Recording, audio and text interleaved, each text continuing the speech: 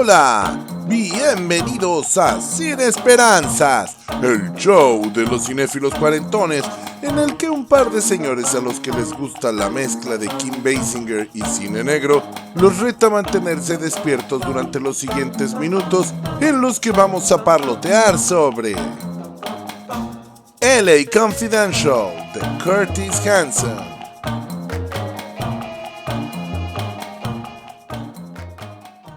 Bienvenidos sean, estamos aquí reunidos una vez más para celebrar nuestro ritual de amor por el cine. Esto es Sin Esperanzas. Estamos ya entrados en el 2023, esta temporada 2023 que para este momento ya lleva 7 episodios estrenados. Este es el episodio número 8. LA Confidential es el título de nuestro capítulo. El día de hoy vamos a hablar de esta fabulosa película del director Curtis Hanson. Si ustedes recuerdan, cuando abordamos 8 Mile, el episodio que se estrenó el 9 de febrero, el episodio número 5, pues yo mencionaba que yo no conocía al director, no tenía ni la más remota idea, porque esta película yo no la vi en el cine. No sé por qué razón, porque es el tipo de película que a mí me gustaba ver en esa época. Es una película que compitió en el 98 por los premios Oscar. Eso debe ser, ya sé por qué. En el 98 yo estaba estudiando en la universidad, fue un periodo difícil familiar.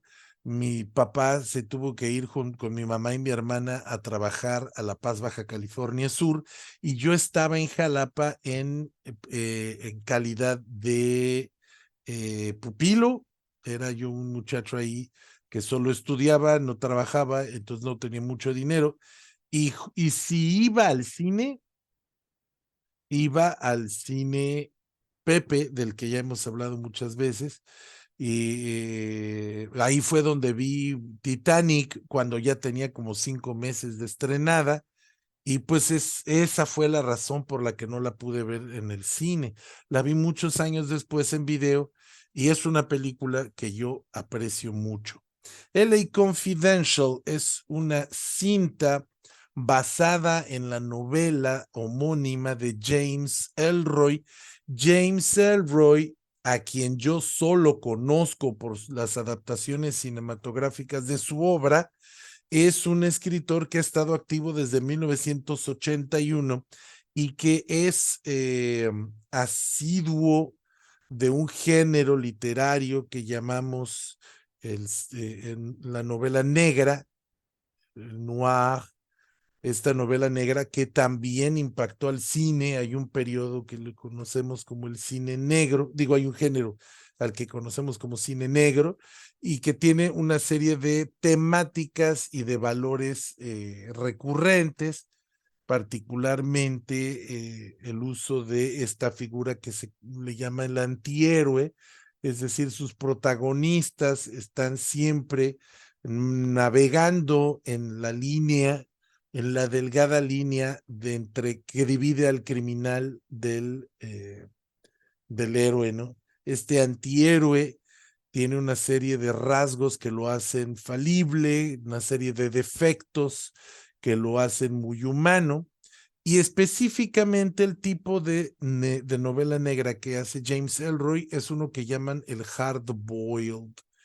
El hard-boiled, que significaría en español algo así como endurecido a través del hervor, hace obviamente referencias a los huevos duros, a los huevos estos cocidos que se endurecen hervidos en agua, ¿no? Entonces, estos son personajes que son endurecidos por las situaciones en las que han vivido, en las que están. Tenemos mujeres fatales, porque por supuesto que es una novela profunda, es un género profundamente machista, en el que las mujeres o son malas y utilizan su sensualidad como una herramienta de poder, o son víctimas y no se pueden defender solas. O sea, no hay como un término medio. la mayoría de las veces la femme fatale navega esa línea que navega también el antihéroe. O sea,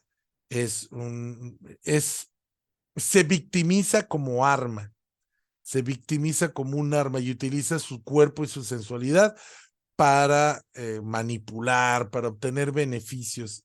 Y el hard boiled, pues es estas historias de policíacas, detectivescas, en las que estos personajes son sometidos a presión, son sometidos al fuego y van endureciéndose. A diferencia de otros autores más viejos, en el caso de LA Confidential, yo incluso hasta distingo una mezcla de arquetipos en diferentes personajes. Pero antes de meterme a eso, voy a soltarles el dato que otra novela de él que fue adaptada ya al cine, LA Confidential, es del 97. Y otra novela de James Ellroy adaptada al cine es La Dalia Negra, que dirigió Brian De Palma en 2006. Pues Curtis Hanson, ya mencionamos en el episodio de 8 Mile un poco sobre su carrera. Es un director que yo conocía poco, pero definitivamente esta es mi película favorita de Curtis Hanson. Él, perdón, él es un fanático o era, porque ya falleció, era un fanático de James Ellroy y él luchó mucho por conseguir los derechos de LA Confidential y los obtuvo antes de que incluso de que se publicara la novela, que es algo que es relativamente común con los autores de fama. Por ejemplo, Michael Crichton, que ya era muy famoso y que ya era muy popular en Hollywood en los 90, vendió los derechos de Jurassic Park a Steven Spielberg antes de que la novela se publicara. Él le prestó las galeras, estas pruebas que sacan antes de sacar la edición final que van a vender, y a través de la lectura de esas galeras, Spielberg le dijo yo voy, y él compró los derechos de Jurassic Park. Y bueno, pues en este caso Ley Confidential le consiguieron los derechos a Curtis Hanson, que armó un equipo bien interesante para hacer una película tan buena que fue elegida por el Congreso de Estados Unidos para su preservación por ser considerada cultural, histórica y estéticamente significativa en 2015. Yo no digo que el Congreso de Estados Unidos sea infalible, pero la Biblioteca del Congreso de Estados Unidos sí es una forma sí es un reconocimiento importante, porque además implica que va a haber una actividad económica y artística que va a mantener o va a preservar esta película a través de los años y para generaciones venideras. Entonces, esto significa que se le consideró lo suficientemente relevante para que se le conserve, para que las generaciones de dentro de 20 años o 40 años o 100 años puedan disfrutar esta película. Tenemos en primer lugar la fotografía. El fotógrafo es un italiano de nombre Dante Spinotti y tiene buenos créditos en su haber. No es un fotógrafo preciosista como podría ser Storaro, por ejemplo, sino que es un fotógrafo que se adapta muy bien a la visión de los directores que lo dirigen. Yo, por ejemplo, no pude encontrar dos películas que tuvieran una fotografía que yo dijera, es este. Como sí me pasa con Gordon Willis, por ejemplo, que tú ves Woody Allen y ves El Padrino y sí ves la mano del fotógrafo. Una de las primeras películas que me llama la atención de Spinotti es Hit, de 1995. Michael Mann es el director, y del mismo director está El último de los mohicanos, es del 92. Dos películas de Michael Mann fotografiadas por Dante Spinotti.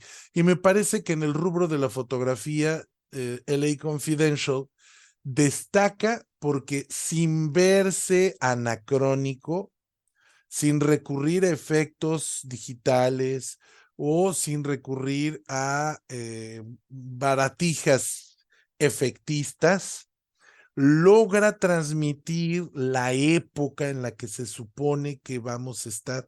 Es decir, en la película se ve sin ponerle rayones falsos o sin ponerle efectos digitales para que se vea vieja la película, sino que nos transmite la estética de la época con una paleta de colores muy bien cuidada, con una fotografía muy elegante, muy discreta, sin excesos de adornos, ¿no? Me parece que es uno de las cosas que puedo destacar inmediatamente de LA Confidential. Sí están los elementos claves del cine negro en la fotografía, los claroscuros, las sombras, este tipo, todo eso está ahí, pero está manejado con tal elegancia que no es barato, que no está sobrevendido. Me parece un logro hay que reconocer a Dante Spinotti. La música es un caso similar porque la batuta la sostiene Jerry Goldsmith. Y Jerry Goldsmith es un gran compositor de música de cine, pero no es un músico como, por ejemplo, John Williams, que tú escuchas una canción y sabes que esa pieza es de John Williams inmediatamente. Jerry Goldsmith lo que tiene es que sabe ambientar las películas con la música que necesita la película. Esto les voy a dar dos ejemplos. Jerry Goldsmith es el que hizo la música de La Profecía, esta película de 1976 que lanzó a la fama al director Richard Donner y gracias a la cual obtuvo la película de Superman. Y una de las piezas de esa película es el Ave Satanus, que es una pieza muy sencilla, pero que funciona muy bien en la película. No tiene que ser una pieza pegajosa o popular, pero funciona en la película y eso es un instinto que tiene Goldsmith.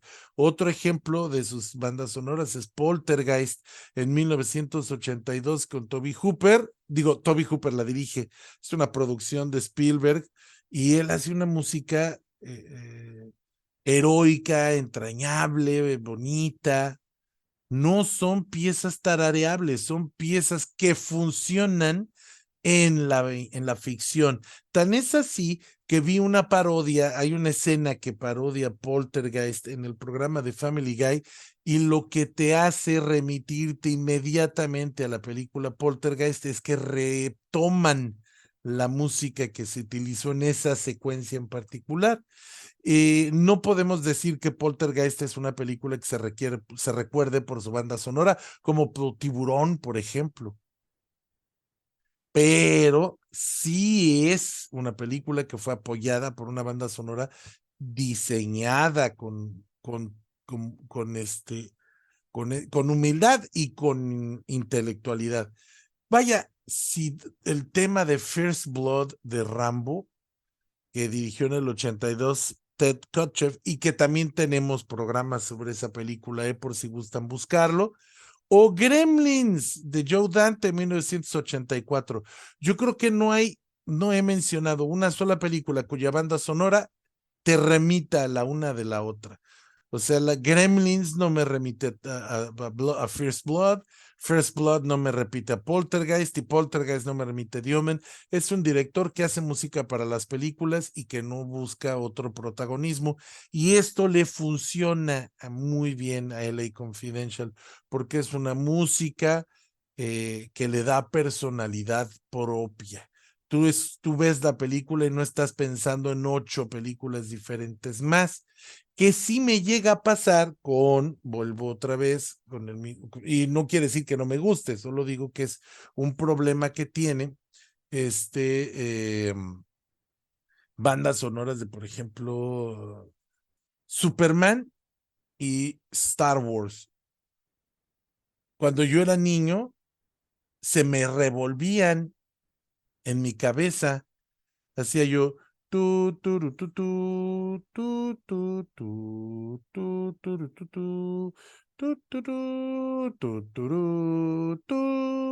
y sí me iba. No me daba cuenta que eran dos piezas completamente diferentes. No quiere decir que no me guste, me encanta, pero eso es algo que reconozco de Jerry Goldsmith y que funciona muy bien en esta película. Y bueno, hablando de la historia, de cómo viví yo LA Confidential, bueno, pues en la película, sin meterme todavía en los spoilers, eso lo hablamos más adelante en la segunda parte de mis opiniones, pero es una película que nos va a mostrar una tríada de policías arquetípicos de la novela negra. Un policía que está convencido de su deber, cuya superioridad es moral, porque no es más fuerte y por lo menos es igual de inteligente. No tiene la misma experiencia que otros. Lo que él tiene, que es superior a los demás, es su superioridad moral. Pero esa superioridad moral va a flaquear antes de triunfar. Está el policía corrupto, que tiene una brújula de la justicia bien orientada y que sabe cómo se juega el juego, pero que al final siempre va a tomar la decisión moral. Tenemos al policía que es un company man, que cree en el uniforme por encima de la ley y el reglamento. O sea, el compañerismo va por encima del reglamento. El uniforme va por encima de la ley. Meter a los malos a la cárcel por encima de la ley si es necesario. Porque su superioridad es la fuerza física y la brutalidad, pero que al final va a lograr dominarse antes de triunfar. Esos son tres arquetipos de policías. Y es así, es de esta manera que James Ellroy como que nos quiere escribir todas las historias del cine noir hard-boiled en una. Hay diferentes tipos de mujer, todas ellas víctimas de un mundo de machos, y definitivamente es una película que no pasa el test de Bechdel. Definitivamente es una película muy machista, muy sexista, porque eso es lo que está criticando también, una época de un Hollywood corrupto, un Hollywood perverso, un Hollywood que, como decía el título de la revista, la sección de la revista que mencionan dentro de la película, es muy hush hush, de mantenerse callados, de hacer discretamente las cosas, de corrupción.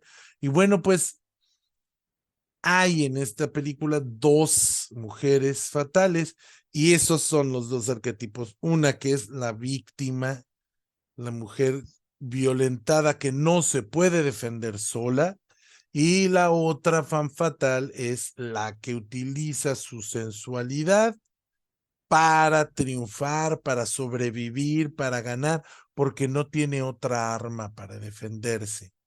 No puede defenderse de otra manera. Son estos personajes tan interesantes, que nos hacen desear sumergirnos en este universo de ficción, porque de otra manera la película pues sería un thriller común y corriente como los hay muchos, ¿no? Entonces es estas relaciones humanas de sus personajes lo que lo hacen destacar.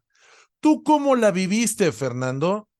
Hola Paquito, hola amigos que nos escuchan. Yo esta película la vi, yo creo que hace unos 10 años más o menos, cuando todavía era yo un cinéfilo, pues que estaba ávido de propuestas diferentes, ¿no? De propuestas eh, especiales.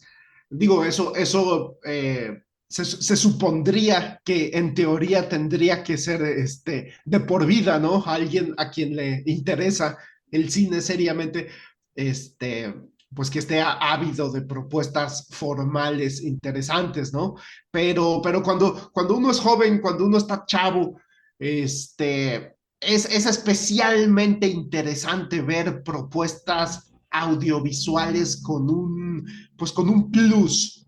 Y para mí fue como pues muy llamativo, muy interesante ver este homenaje, este claro homenaje y además como un en el buen sentido de la palabra, un pastiche, pero no en el sentido tarantinesco, ¿no? O sea, no en el sentido tarantinesco de, digamos, de Kill Bill, de que agarra un personaje de una película que le gusta y otro personaje de otra película que le gusta y hace su propia versión, ¿no?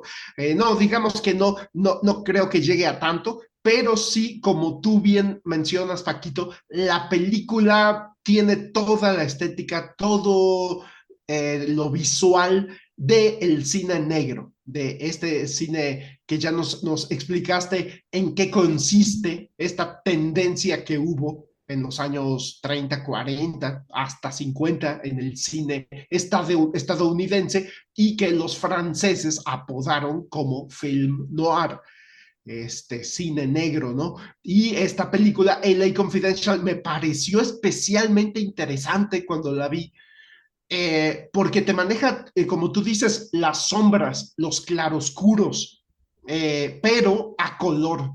No es una película en blanco y negro. Entonces, en ese sentido no es un pastiche, porque sí te maneja toda la estética del cine negro de aquella época, porque además la película, por supuesto, es de época y se desarrolla en los años 50, pero como tú dices, no te sobrevende la estética film noir, porque está hecha a color. Entonces, pues es una propuesta muy interesante, ¿no? Porque sí te recuerda todo ese estilo visual del cine negro, pero no, no, no, no resulta barato. Al contrario, ¿no? Pienso yo que le aporta muchísimo y me parece, me parece muy atinado lo que me dices de Dante Spinotti, lo que nos comentas de Dante Spinotti, el fotógrafo. Es interesantísimo cómo se ajusta este fotógrafo a las necesidades totalmente diferentes de cada película, ¿no? En esta película se requería este homenaje al cine negro, se requería esta estética tan característica, pero en blanco y negro, y lo logra de una manera impecable. Pero después tenemos ejemplos como Manhunter de Michael Mann, o como bien nos mencionas, El último de los Mohicanos, o Heat de Michael Mann, e incluso entre esas tres películas no identificas que es el mismo director de fotografía, mucho menos, por ejemplo, en The Quick and the Dead de Sam Raimi, con Sharon Stone y Leonardo DiCaprio y Gene Hackman, esta película que tiene una estética más bien tirándole como al spaghetti western, que es un homenaje de Sam Raimi al spaghetti western, y Dante Spinotti se acopla, ¿no? Le da a Sam Raimi su estética, o incluso ha llegado a dirigir películas de un giro totalmente comercial o digamos popular, como una película de los X-Men en el 2006, con toda la estética que requieren los X-Men. Entonces, me parece que esta película reúne talentos excepcionales, ¿no? James Ellroy, el novelista, pues también también han hecho películas basadas en novelas de él, como Dark Blue, que me parece una película muy interesante, basada en una novela de James Ellroy y que tiene a Kurt Russell como protagonista. Es una película del 2002, Dark Blue, que también tiene la estética de cine negro, también le hace homenaje, pero tiene una propuesta interesante. O sea, creo que es un escritor bastante, bastante pues novedoso, ¿no? O sea, bastante nos brinda homenajes al cine, perdón, a la novela negra, a la novela hard-boiled, como nos dices, estos personajes que se curtieron, ¿no? O se forjaron a base de un hervor fuerte, ¿no? Duro. Y entonces, pues James Ellroy nos maneja personajes de ese tipo, ¿no? Un poquito también me recuerda como a Elmore Leonard, en cuyas novelas están basadas películas como Jackie Brown o Get Shorty, que también le hacen todo un homenaje al cine negro, ¿no? Y también yo no había visto yo que él también la Dalia Negra del 2006, dirigida por Brian De Palma, está basada en una novela de James Ellroy. Entonces pienso que ese es otro talento que reúne la película, que junta la película, otro colaborador de Curtis Hanson, en paz descanse, que Curtis Hanson tuvo una visión impresionante de reunir talentos en esta película que le dieran ese toque tan especial. También, como nos mencionas, la música de Jerry Goldsmith, al igual que Dante Spinotti, es un colaborador que se ajusta a las necesidades de la película. Y este tema clásico de la película de Omen, no se le parece para nada a la de Rambo, ¿no? A la de First Blood. Y también hizo la música de Alien, de Ridley Scott, y de Psicosis parte 2, o de Total Recall, este, El Vengador del Futuro, de Paul Verhoeven, Bajos Instintos, de Paul Verhoeven, o eh, ese, hizo la música de Hollow Man, también de Paul Verhoeven, y es muy interesante cómo Curtis Hanson reunió estos talentos, ¿no? Que son son talentos que no tienen su obra no tiene un ego. Y me parece que Curtis Hanson también es así. Me parece que Curtis Hanson, su obra no demuestra, miren, yo tengo este ego, yo tengo este estilo, yo voy a imponer mi estilo. También la película de la que ya platicamos también en este podcast de Curtis Hanson, Eight Mile, con Eminem y también con Kim Basinger, también, pues, nunca te imaginarías que la dirigió el mismo director de LA Confidential, ¿no? Entonces, creo que Curtis Hanson es interesantísimo en ese sentido. Él mismo no se refleja, no deja una huella específica en sus películas, y los colaboradores de LA Confidential tampoco, ¿no? Y además tiene actorazos, o sea, tiene un reparto increíble esta película, ¿no? Empezando por estos tres arquetipos que nos mencionas, estos tres detectives que cada uno representa un arquetipo y un estereotipo o un personaje típico de la novela negra diferente, ¿no? Pero que están interpretados por Kevin Spacey, por Guy Pearce y por Russell Crowe, ¿no? Y entonces tienes un talento histriónico impresionante en los tres personajes principales, pero también en los personajes secundarios, como James Cromwell, que a mí ese actor me gusta mucho cuando veo en una película que sale James Cromwell, pienso que es un actor que le sabe dar intensidad a las películas en las que sale. O sea, cada escena con James Cromwell es como una garantía de intensidad dramática, y esta película no es la excepción. Su personaje me parece interesantísimo. Lo que pasa al final con su personaje no lo voy a decir por no hacer spoiler, no spoilear, pero me parece que le dieron un papelazo y lo interpretó magistralmente, como siempre lo hace. Kim Basinger, también una gran actriz, haciendo este estereotipo, como bien nos mencionas, muy machista, de la femme fatale, que tiene que recurrir al engaño, al uso de su sensualidad para sobrevivir. Y tenemos a Danny DeVito, ¿no? Y entonces también cada película en la que salga Danny DeVito, pues es una garantía, o sea, de una escena con Danny DeVito es casi garantía de intensidad dramática. Y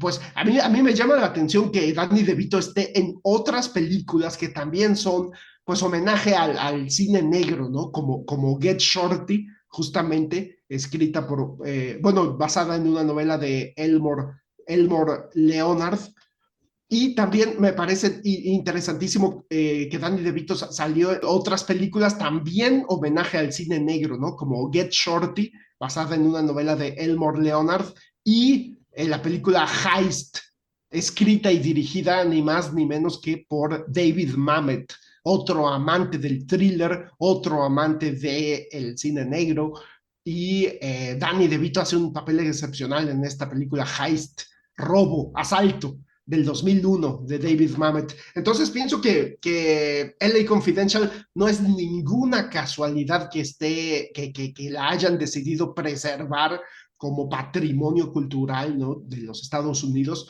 porque sí, es una película que reúne a talentos verdaderamente grandes. O sea, reúne personajes que sin llamar tanto la atención, como por ejemplo Guy Pearce. O sea, Guy Pearce es un actorazo, pero que no es una superestrella, ¿no? No tiene esta como este mito alrededor de él, ¿no? De Guy Pearce, el superactor. No, es un actor que trabaja lo que necesita la película, justo lo que necesita la película, ¿no? Como este otro homenaje al cine negro llamado Memento, dirigido por Christopher Nolan. También ahí Guy Pearce hace un papel con un perfil muy bajo, pero que te deja una huella. Y eso pasa, me parece, en LA Confidential, con el personaje principal interpretado por Guy Pearce. Pero bueno, hasta aquí mi primera intervención. Te devuelvo el micrófono, Paquito. Muchas gracias, Fernando. Sí, fíjate que voy a seguir haciendo un esfuerzo por no meter muchos spoilers en esta ocasión, porque creo que es una película que merece verse bien. Es una película que tiene ahí sus que, no se arruina porque te sepas la historia. O sea, yo la he visto 2 o 3 veces y me sigue gustando, pero la primera vez que la vi, las sorpresas de la película sí te dan un extra, pero no se preocupen si ya saben de qué trata, la pueden ver y de todos modos les va a gustar porque está bien hecha. Es una película que no se basa solo en las sorpresas, pero voy a omitir toda la información que pueda de la historia para que la vean y la disfruten. Pero sí me parece que esta estructura la estructura principal de la película es tener 3 personajes tan importantes que no sabes quién va a ser el protagonista en toda la película. En algunas ocasiones vas con Guy Pearce, que su personaje se apellida Exley, el oficial Exley, y, y sientes una simpatía por él, porque es el bueno, porque es el que se atreve a luchar contra todos sus compañeros y en contra la popularidad en el cuartel y en contra la opinión pública, porque ve un acto de corrupción en la policía ¿cómo se llama? Lo denuncia. Es una especie de sérpico, ¿no? Y dice, yo vine aquí porque quiero limpiar la muerte de mi padre, quiero que cada criminal que atrapo representa al asesino de mi padre. Pero también te cae gordo porque esa, como se llama, esa superioridad moral también lo envanece y lo hace sentirse superior a los demás, que es la razón por la que él le cae gordo a los compañeros, porque no solo los traicionó, sino que además él se cree superior a ellos y se cree superior a ellos porque supuestamente su moralidad es intachable, ¿no? Y eventualmente, como siempre pasa con estos antihéroes, esa vanidad se va a quebrar cuando falle, cuando se corrompa. Ahora, ese fallo o ese quebramiento en una tragedia te llevaría a la destrucción. Pero en este caso, ese quiebre los lleva a la iluminación, porque el otro personaje que también podría ser protagónico, que interpreta Kevin Spacey, no recuerdo bien el nombre, Vincent o eh, Vincent, creo que se apellida la gente Vincent, ya me acordé, es Jack Vincent. Es un personaje que por el contrario te empieza cayendo muy mal porque es todo lo malo de la policía. Es un policía corrupto que recibe dinero de los medios para que eche pitazos y que manipula las notas para ser famoso, para ser popular. Es un policía de pasquín, es un policía que al estilo de Elliot Ness, se vuelve más popular como personaje de ficción. Él es el que capturó al Capone en la vida real, pero su personaje que tuvo cómics, que tuvo series de televisión, que tuvo películas, pues es más grande que él mismo. Y este Jack Vincent es ese tipo de policía. Es un policía que recibe mordidas de los periodistas para tener el scoop, que le dicen en inglés, o sea, la primicia. Es un detective que sale en programas de televisión, que es fantoche, que es más artista que policía y que ya perdió por completo el camino, pero como lo dije en mi primera intervención, tiene la brújula moral bien alineada. Él sabe que es corrupto y que está del lado incorrecto de la ley, pero todavía no siente que esté haciendo algo realmente malo. O sea, él está explotando la corrupción para su beneficio. Pero cuando ya se cruza cierta línea, él sí va a decidir siempre por el lado de la justicia. Entonces, aunque está todo chueco, y no es spoiler porque así empieza esto, aunque él es todo chueco y corrupto, va a sentir ese llamado y se va a unir también a Exley en su búsqueda, en la cacería, ¿no? Y el último personaje es Bud White, que lo interpreta la única persona que podría haber interpretado a ese personaje. Es un actor que le queda súper bien hacerla de bruto, Russell Crowe. Y además de que es muy bueno haciendo personajes brutos, también es un hombre que sí puede transmitir ternura porque tiene un rostro duro, pero una mirada tierna. Es una mezcla de rasgos faciales y físicos que le permiten hacer personajes así. Entonces, Bud White es una bestia que, como lo dije, es un company man. Para él la policía no es la institución, la policía es su familia. Entonces, él tiene una fuerte lealtad hacia sus compañeros policías por encima de la ley. Entonces, él sabe que está violando la ley, pero él está violando la ley para lealtad, para fortalecer la lealtad, para vengar o para defender a sus compañeros. Porque antes, o sea, él es policía, pero para él ser policía es ser parte de una como secta. Y como su único valor, y es un valor que identificaron desde que era muy joven, es la brutalidad, pues sus superiores utilizan su lealtad y su brutalidad para eso, para fortalecerse, pero también Bud es un personaje que va a terminar doblegado justamente porque es un ser frágil por dentro. Entonces va a descubrir su propia fragilidad y va a lograr tomar la decisión, una decisión intelectual por encima de la visceral. Él va a estar a punto de caer, va a estar a punto de doblarse constantemente, la violencia lo va a estar llamando, pero siempre va a terminar imperando la razón, porque por eso son héroes.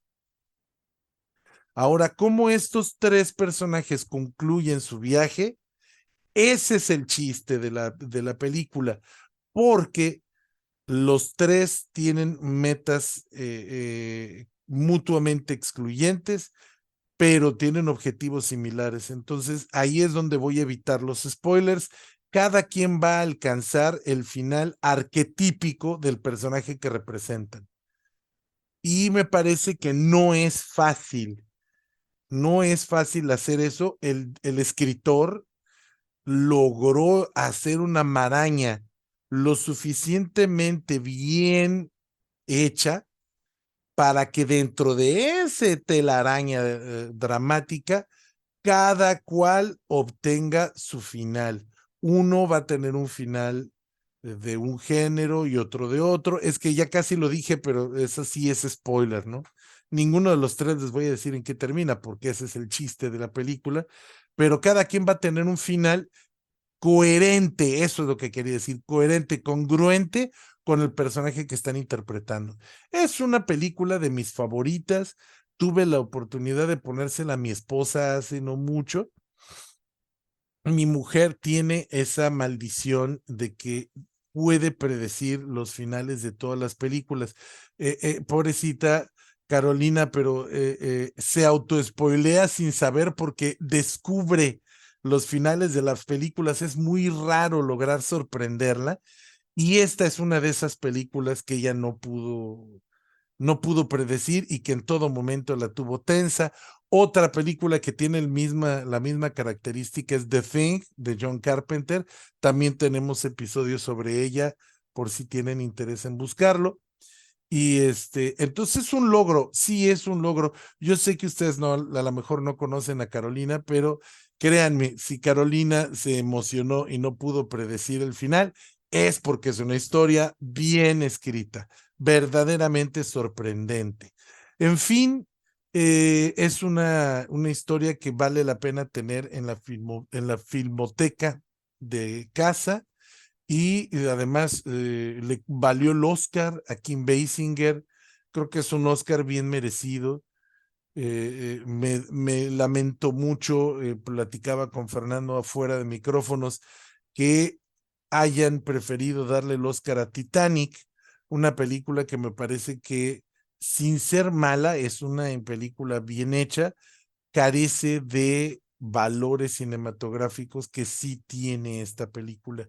Creo que finalmente triunfó la popularidad, triunfaron los efectos especiales por encima del drama y aunque yo admiro a Kate Winslet y a Leonardo DiCaprio, creo que no eran los actores en ese entonces, no eran los actores que son hoy y dramáticamente sí está mucho mejor acompañada LA Confidential. Bueno, pues así es ese concurso de popularidad llamado el Oscar, por eso no me gustan a mí. Quien me conoce sabe que ni los sigo, nomás me quejo y me amargo. Pero bueno, ¿algún comentario final, Fernando, para cerrar esto? Sí, Paquito, no, pues se me hace nada más comentar que se me hace muy interesante el análisis que haces de los tres protagonistas.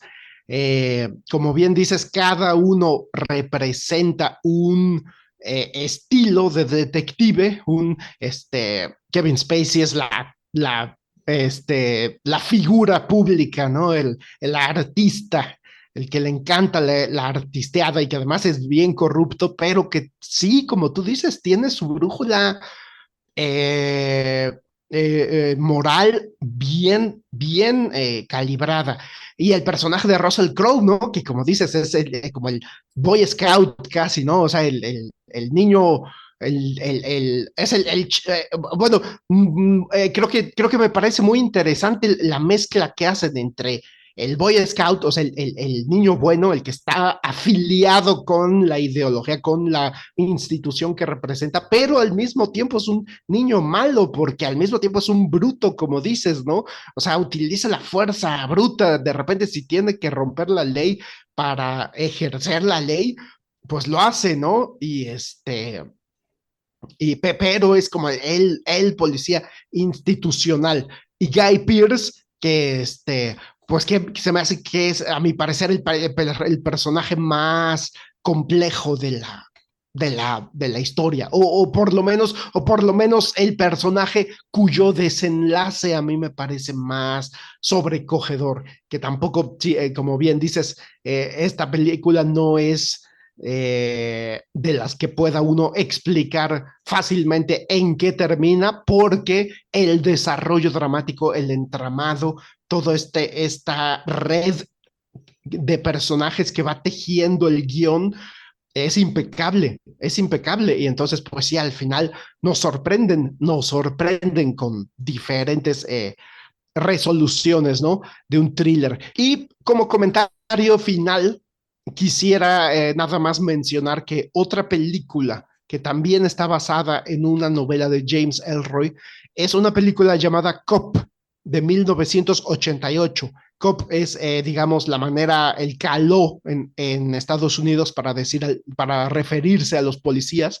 Es como decir poli, un poli, cop. Eh, con estelarizada por James Woods, y que también es un homenaje al cine negro, y que está dirigida ni más ni menos que por James B. Harris, el, el que fuera productor de las primeras películas de Stanley Kubrick, la película The Killing, la película Paths of Glory y la película Lolita. Fueron la mancuerna de Stanley Kubrick y James B. Harris cuando ascendieron a la fama, ¿no? Y cuando triunfaron en Hollywood, pero James B. Harris dejó la producción, dejó de trabajar para Stanley Kubrick, para ser el productor de Stanley Kubrick, y empezó a dirigir películas y se enfocó mucho en el género del thriller, y llegó a dirigir a James Woods, llegó a dirigir a Charles Bronson. eh, me parece que es un director, James B. Harris, un caso interesante del que parecía que iba a ser la mancuerna eterna de Stanley Kubrick para producir sus películas, y terminó siendo director y dirigió esta película Cop, basada en una novela de James Ellroy, y que menciono esto porque es una película que no he visto, que la acabo de ubicar en Wikipedia, y que es una película que definitivamente la tengo que ver, y me la pongo ahí de tarea.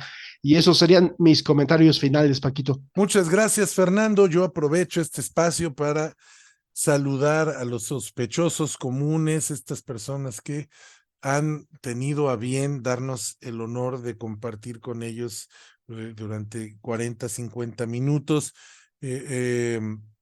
Briseidi Torres, que es una de nuestras más antiguas seguidoras, Fernando Rivero, que también es otro que nos ha escuchado desde el principio. Están Isaac y Abraham González. Abraham es de los que sí se atreve a comentar en YouTube, y les agradezco mucho, le agradezco mucho, y les agradecería a los demás que si pudieran comentaran. Es importante para nosotros saber su opinión, en qué están de acuerdo, en qué no están de acuerdo, y siempre que la conversación sea respetuosa, puede ser muy enriquecedora para todos. Finalmente, está de más decirlo, esto es una opinión subjetiva que tratamos de hacer argumentada, informada y documentada, pero sigue siendo subjetiva. Y también le mandamos muchos saludos a Carolina, mi esposa, que funciona como nuestra productora ejecutiva, porque me da el tiempo para estar aquí con Fernando y con ustedes, me permite dedicarle tiempo al programa, editarlo, subirlo, y pues ahora que somos padres, ya saben ustedes que mi nueva encomienda es dedicar cada episodio a mi hijo Mario. Pues ahora ella está con Marito todo el tiempo, un niño que eh, sus necesidades de vida son comer, dormir y hacer popó, y acaba de alcanzar el mayor hito en su historia bebé, que es hacer las tres cosas al mismo tiempo. Entonces, si no fuera por Carolina, yo no podría estar aquí con ustedes. Les agradezco muchísimo a ella y a mi bebé, y esperamos seguirlos viendo. Les recuerdo, tenemos una agenda planeada, bien preparada. Este año vamos a intentar llegar a los 52 episodios, y si no lo logramos, de todos modos va a haber Sin Esperanzas para rato. En ese tono yo me despido y les digo, como les he venido diciendo desde hace muchos años, hasta la próxima.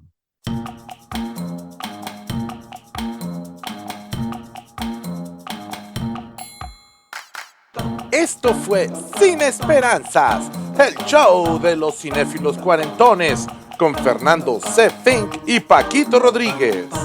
Puedes escucharnos en nuestra página de Facebook, nuestro canal de YouTube y ahora también en Spotify. ¡Hasta la próxima!